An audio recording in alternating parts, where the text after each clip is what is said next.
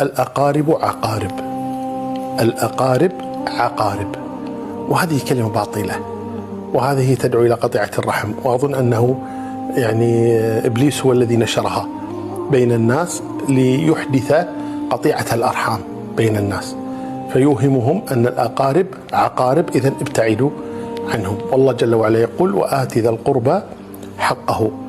والنبي صلى الله عليه وسلم يقول: الرحم متعلقة بالعرش، تقول: اللهم صل من وصلني واقطع من قطعني. فكيف بعد ذلك يكون الأقارب عقارب؟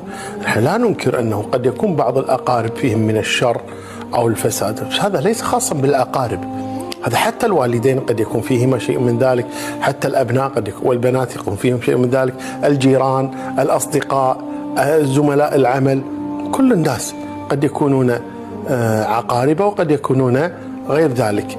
فالقصد أن تخصيص الأقارب بأنهم عقارب، أنا أتصور أن هذه كلمة شيطانية ليحدث قطيعة الرحم بين الناس، فتترك هذه الكلمة